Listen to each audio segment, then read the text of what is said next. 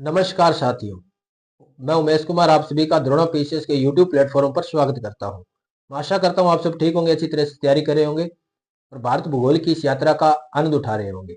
हम पढ़ रहे थे भारत भूगोल इंडिया जियोग्राफी। हम नए सिरे से पढ़ना प्रारंभ कर चुके थे, जिसमें अब तक की क्लास में हमने मानसून के बारे में पढ़ा और मानसून को हम आगे बढ़ाते हुए बात करते हैं। और मानसून का टॉपिक हम प्रारंभ कर रहे थे, जिसमें हमने लिखा था भारतीय जलवायु एवं मानसून तंत्र। भारतीय जलवायु एवं मानसून तंत्र। मानसून को हमने पढ़ा, जिसमें हमने देखा अब तक की क्लास में, देखो हमने क्या देखा। पहले तो हमने देखा था मानसून की परिभाषा। मानसून की परिभाषा हमने देखी, कुछ शब्दों के बारे में हमने चर्चा की। फिर हमने देखा मानसून के सिद्धांत। मानसून के सिद्धांत हमने देखी कि मानसून के सिद्धांत क्या है, मानसून की परिभाषा क्या है, वो सारा सारा हमने देख लिया। आज जो हम सेशन में देखने जा रहे हैं वो देखेंगे मानसून की तिथि। मानसून की तिथि यानी कि भारत में मानसून कब कब आता है, उसको किस किस नाम से जाना जाता है, वो सारा आज इस सेशन में हम चर्चा करने वाले हैं। तो इसी प्रकार से हमने पहले भी जो हमने इसका खाका देखा, तो उसमें देखा था हम सबसे पहले मानसून की परिभाषा पढ़ेंगे, फिर हम पढ़ेंगे मानसून के सिद्धांत, फिर हम मानसून की तिथि पढ़ेंगे, फिर उसके बाद में हमने पढ़ना है मानसून की शाखा। मानसून की शाखा हमें पढ़नी है कि कितनी शाखाओं में मानसून आता है। फिर हम देखेंगे मानसून का प्रभाव। मानसून का प्रभाव यानी कि भारतीय जलवायु में मानसून का क्या प्रभाव रहने वाला है, वो भी हम देखेंगे। तो इसमें हमने इन दो टॉपिकों को क्लियर कर लिया। आज हम एक नया टॉपिक इसी में प्रारंभ करने वाले हैं, जिसका नाम रहेगा मानसून की तिथि। तो मानसून की तिथि को आज हम पढ़ेंगे। तो आप हेडिंग डाल लीजिए भारतीय मानसून की तिथि। भारतीय मानसून एवं उसकी तिथि, आप इसका हेडिंग डाल लीजिए। तो हेडिंग लिख लीजिएगा मानसून की तिथि या भारतीय मानसून एवं तिथि। तो हेडिंग हमारे रहने वाली है भारतीय मानसून एवं तिथि। हम इसको पढ़ने वाले हैं। भारत में जो मानसून है, उस मानसून की उत्पत्ति जो मानी जाती है वो मई और जून में मानी जाती है, क्योंकि इस वक्त भारतीय क्षेत्र के में, तो यदि बात करें उत्तरी गोलार्ध में सूर्य की स्थिति रहती है, सूर्य सीधा चमकता है और इसकी वजह से जो भारत में जो राजस्थान का जो क्षेत्र है जो अधिक गर्म हो जाता है और वायुदाब वहां का निम्न हो जाता है। और जो वायुदाब निम्न है वो दक्षिणी गोलार्ध से हवाओं को अपनी तरफ आकर्षित करता है और वे हवाएं जब हिंद महासागर से आती हैं तो वहां से नमी को साथ में लेके आती है, जिससे क्या होती है हमारे ऊपर भारत में वर्षा होती है, मानसून को लेके आती है। वो सारी बातें यहाँ पे होती है। और ये जो इस मई और जून से पहले जो वर्षा होती है उसे कहते हैं प्री मानसून वर्षा। क्या कहते हैं? प्री मानसून वर्षा। और इस प्री मानसून वर्षा को अलग अलग स्थानों पर अलग अलग नामों से जाना जाता है। तो किस प्रकार से है सारी बातें हम इसमें देखने वाले हैं। तो इसमें लिखेंगे भारतीय मानसून की उत्पत्ति। भारतीय मानसून की उत्पत्ति। भारतीय मानसून की उत्पत्ति सामान्यतः मई जून में मानी जाती है। मई जून में मानी जाती है।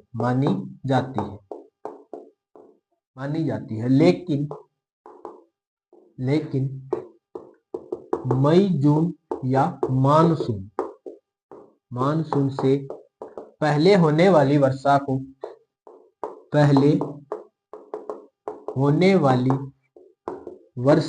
या मानसून को प्री मानसून कहते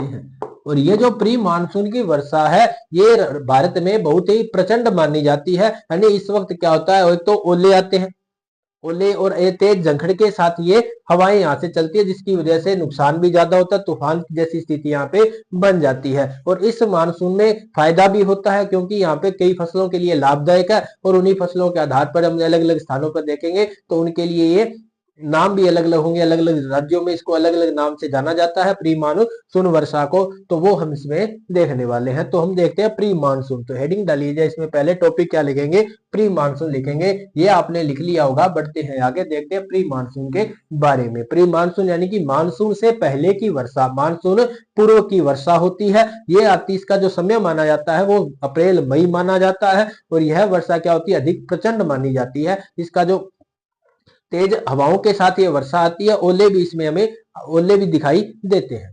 तो अब देखते हैं आगे, तो लिख लीजिएगा pre monsoon, pre monsoon,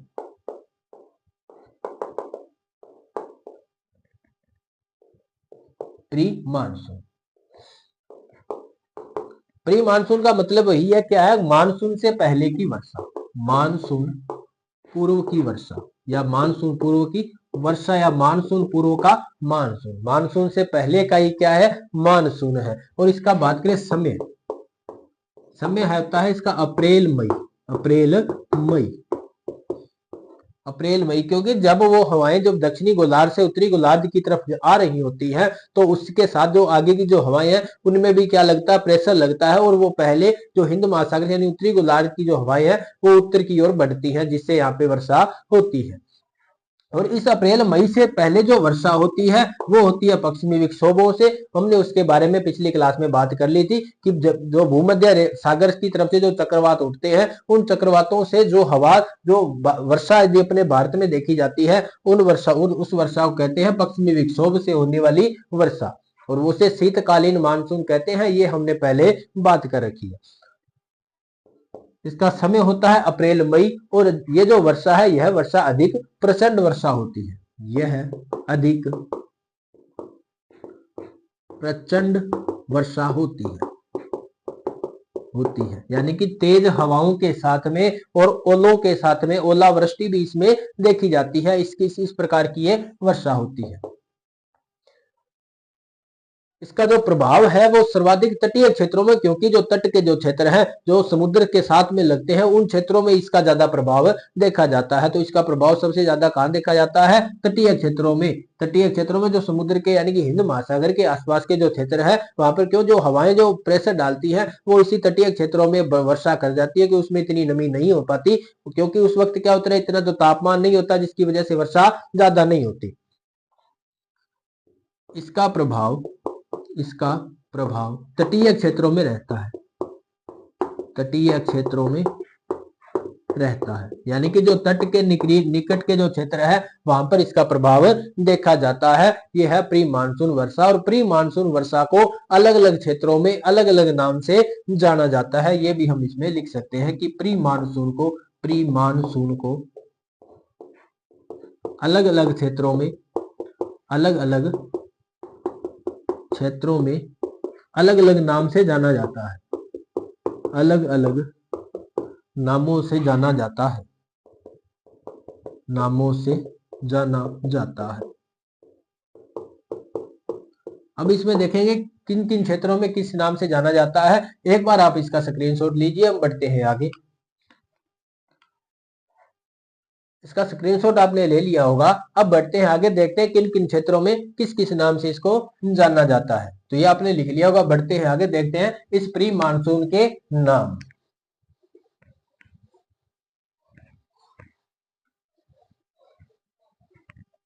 map के माध्यम से देखेंगे कि कहां कहां ये वर्षा होती है, जिसको अलग अलग नामों से जाना जाता है। तो आप भी एक मैप बना लीजिएगा साथ में, ताकि याद करना आसान हो जाए।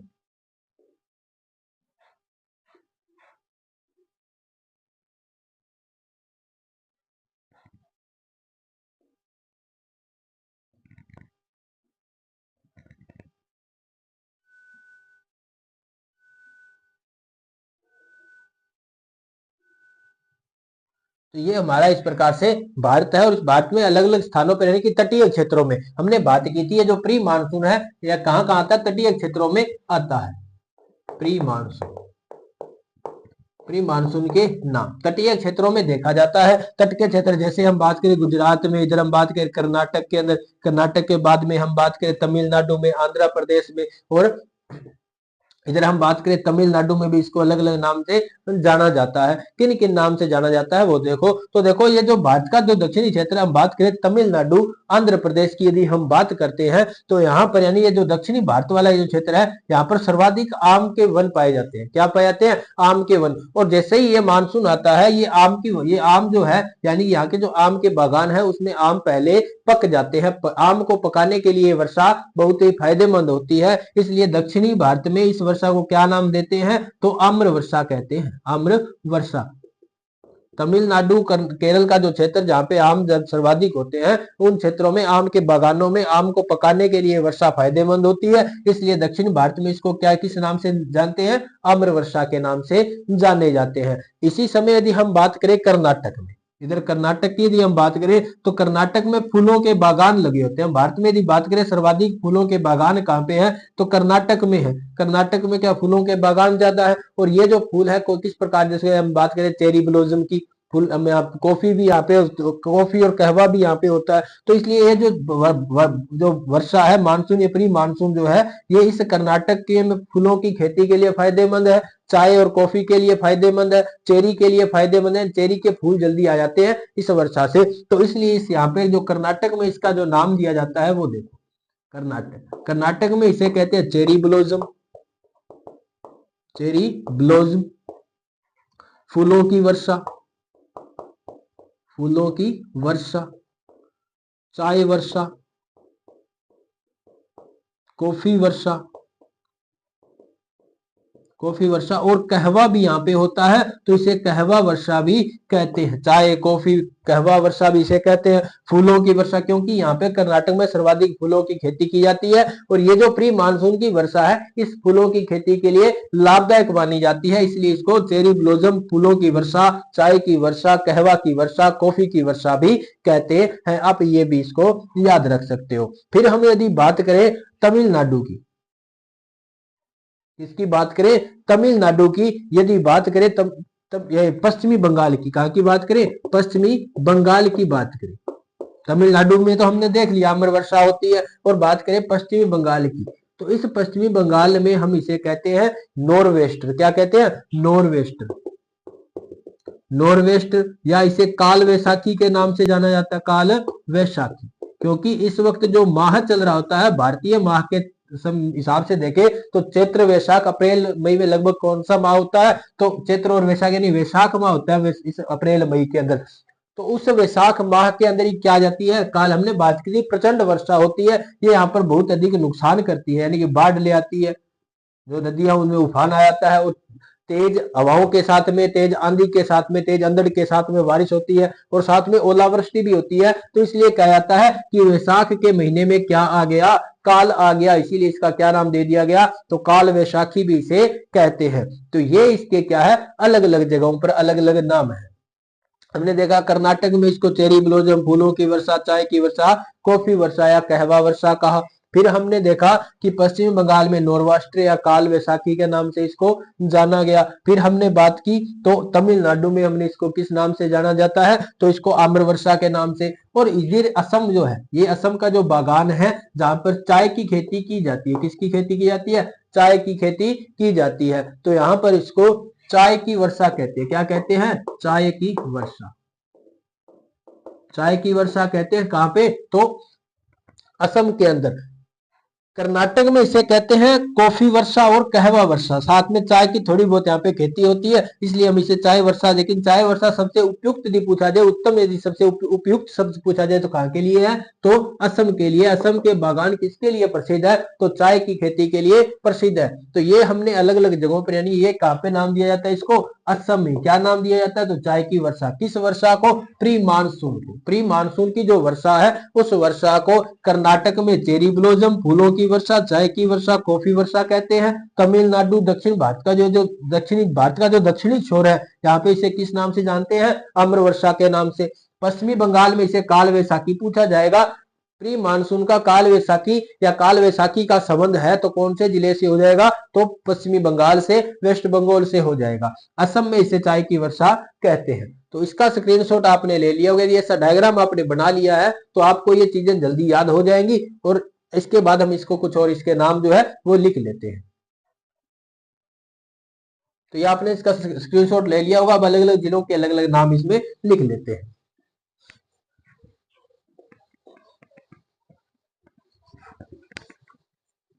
तो देखो, हमने बात की थी प्री मानसून के नाम में, पहला हम देखा था आम्र वर्षा। आम्र वर्षा, आम्र वर्षा कहां पे होती है? तो दक्षिणी भारत में, दक्षिणी भारत में। और दक्षिणी भारत में यानी कि हम बात करें कहां की? केरल में, कर्नाटक में और तमिलनाडु की भी हम यहाँ पे बात कर सकते हैं। फिर यदि हम बात करें चेरी ब्लॉसम की, चेरी ब्लॉसम, चेरी ब्लॉसम कहें, कहवा वर्षा कहें, कॉफी वर्षा कहें, चाय वर्षा कहें, तो ये कहां पर होती है? तो कर्नाटक में, कर्नाटक में ये वर्षा देखी जाती है। और इसको आप बात करते हैं तो फूलों की वर्षा, फूलों की वर्षा भी कहां पे होती है? कर्नाटक में होती है। फिर हम बात करें काल वैसाखी के लिए, काल वैसाखी, तो काल वैसाखी कहां पे? इस काल वैसाखी या इसका नाम हम दे एक और नाम, तो नॉर्वेस्टर, नॉर्वेस्टर, काल वैसाखी नॉर्वेस्टर इसे कहते हैं पश्चिमी बंगाल में, पश्चिमी बंगाल, पश्चिमी बंगाल में इसे काल वैसाखी या नॉर्वेस्टर के नाम से जाना जाता है। एक नाम इसका और है, किसका? प्री मानसून का क्या नाम है? चाय वर्षा, चाय की वर्षा, क्योंकि ये चाय के बागानों के लिए बहुत ही लाभदायक होती है, इसलिए इसे चाय की वर्षा कहते हैं। कहां पे कहते हैं? तो असम में कहते हैं। कहां पे कहते हैं? असम में इसे कहते हैं चाय की वर्षा या नरदोली छिड़ भी इसे कहते हैं। इसका एक नाम और भी है, क्या है? नरदोली छिड़, वहां पे लोकल लैंग्वेज में इसे कहा जाता है नरदोली छिड़। तो ये है प्री मानसून के अलग अलग स्थानों पर अलग अलग नाम। भारतीय मानसून से पहले जो वर्षा होती है, मानसून से पहले की जो वर्षा है वो किस नाम से जानी जाती है? प्री मानसून के नाम से जानी जाती है।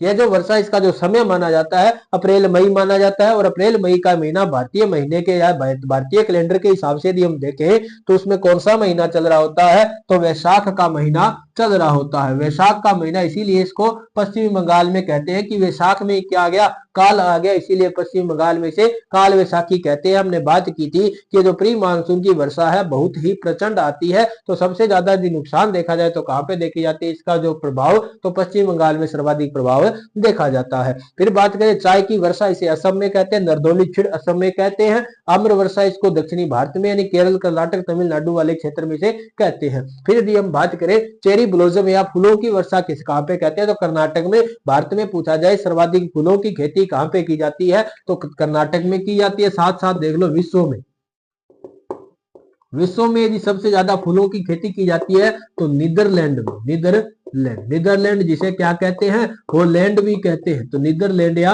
हॉलैंड में क्या सबसे ज्यादा किसकी खेती की जाती है? फूलों की खेती की जाती है। तो ये बातें हमने की किसके बारे में? प्री मानसून के नाम के बारे में। अब हम देखने वाले हैं भारतीय मानसून के बारे में, उसकी तिथि, भारतीय मानसून उसकी तिथि देखेंगे। तो हम देखते हैं भारतीय मानसून को, इसका स्क्रीनशॉट आप ले सकते हो। बढ़ते हैं आगे, देखते हैं भारतीय मानसून उसकी तिथि। आपसे पूछा जाएगा प्री मानसून की वर्षा होती है तो कौन से माह में होती है? अप्रैल मई माह में होती है। अब देखते हैं भारतीय मानसून, भारतीय मानसून। भारत में जो मानसून आता है, जो ग्रीष्म काल का जो मानसून जिससे सर्वाधिक वर्षा होती है वो होता है ग्रीष्मकालीन मानसून, या उसे हम कहते हैं दक्षिणी पश्चिमी मानसून, दक्षिणी पश्चिमी मानसून, दक्षिणी पश्चिमी मानसून या ग्रीष्मकालीन मानसून, ग्रीष्मकालीन मानसून, ग्रीष्मकालीन मानसून भी कहते हैं। आता कहां से है? तो यह हिंद महासागर में उत्पन्न होता है। यदि इसकी स्थिति उत्पत्ति देखें तो कहां से होती है? हिंद महासागर से, हिंद महासागर से उत्पन्न होता है, दक्षिणी गोलार्ध में उत्पन्न होता है, उत्पन्न होता है। इसके बारे में भी हमने डिटेल से चर्चा की थी। और आगे और अब जब हम इसकी शाखाएं देखेंगे, भारतीय मानसून की जो शाखाएं हम देखने वाले हैं, उसमें इसको और थोड़ा सा डिस्क्राइब कर ले। अब देखो उसके बाद हम देखने वाले हैं मानसून की तिथि, कब कब किस प्रकार से मानसून भारत में देखा जाता है। तो अब देखेंगे मानसून की शाखाएं, उसको एक टेबल के माध्यम से देखने वाले हैं, तो उसी के साथ साथ आप टेबल बना लेंगे ताकि आपको ये चीजें याद हो जाए।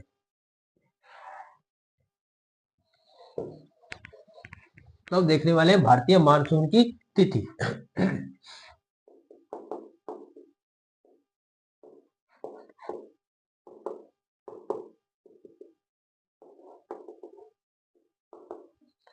इसमें हम दो प्रकार से आता है, दो प्रकार का मानसून होता है, एक तो मानसून का आगमन और एक मानसून का प्रवर्तन काल, यानी कि उसका वापस जाने वाला जो काल होता है, जिसमें हमने देखेंगे आगे जब मानसून की शाखाएं देखेंगे और उसमें देखेंगे दो प्रकार का मानसून। एक तो हम देखेंगे दक्षिणी पश्चिमी मानसून, जो भारत में मानसून आता है। उसके बाद हम देखेंगे उत्तरी पूर्वी मानसून, जब भारत से मानसून वापस जाता है, यानी कि जो ITCZ के गति, यानी कि सूर्य की जो सापेक्ष गति होती है, उस गति के साथ, यानी कि सूर्य जिस दक्षिणी गोलार्ध में जाता है तो ये साथ साथ में मानसून चला जाता है, वो उसे हम कहते हैं मानसून का प्रत्यावर्तन काल। और जब जैसे ही सूर्य उत्तरी गोलार्ध में आता है तो उसे हम उस वक्त मानसून आता है, हम उसे कहते हैं मानसून का आगमन। तो इसमें हम दो प्रकार की तिथियों को देखने वाले, एक तो आने की तिथि और एक जाने की, क्योंकि ये तो प्रकृति का नियम है, जो आएगा वो जाएगा, जो आया है वो जाएगा जरूर, अटल सत्य है ये। तो क्या लिखेंगे, एक तो आगमन तिथि यानी कि आने की तिथि, और एक लिखेंगे प्रत्यावर्तन तिथि, प्रत्यावर्तन तिथि। प्रत्यावर्तन कहे या प्रवर्तन कहे, ये सारी यानी कि इसको वापस जाने की तिथि, मानसून के वापस जाने की तिथि। आगमन तिथि में हम दो देखने वाले हैं, एक तो देखेंगे कि जो भारत में सबसे पहले जो आता है, यानी दो प्रकार से आएगा, एक तो हम देखेंगे मुख्य भूमि का, एक हम देखेंगे भारत का बिल्कुल दक्षिणी, यानी कि सर्वप्रथम देखेंगे, दूसरा देखेंगे मुख्य भूमि। मुख्य भूमि में हमने बात की थी, भारत की जो मुख्य भूमि जो प्रारंभ होती है वो कन्याकुमारी से प्रारंभ होती है। हमने इसके बारे में देखा था कि भारत की मुख्य भूमि केरल, यानी कि केरल और तमिलनाडु में जो कन्याकुमारी है वहां से प्रारंभ मानी जाती है 8 डिग्री 4 मिनट से।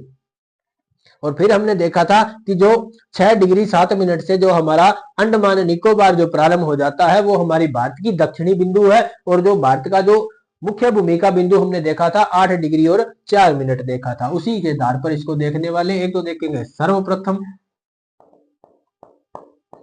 सर्वप्रथम, और एक देखेंगे मुख्य भूमि, मुख्य भूमि।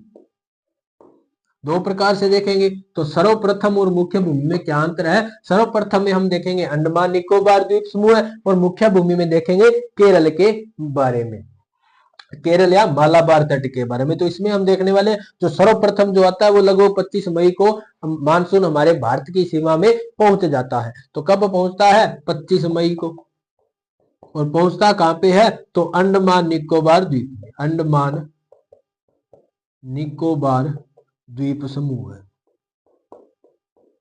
अंडमान निकोबार द्वीप समूह में ये पहुंच जाता है।